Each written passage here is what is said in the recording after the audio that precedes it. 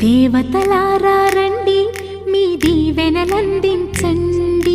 నోచిన నోములు పండించే నా తోడును పంపించండి.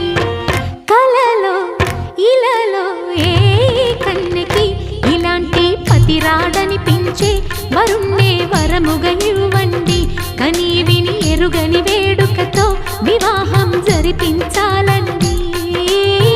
కలలో ఇలలో ఏ కన్నెకి ఇలాంటి పతిరాడనిపించే వరుణ్ణే వరముగా ఇవ్వండి.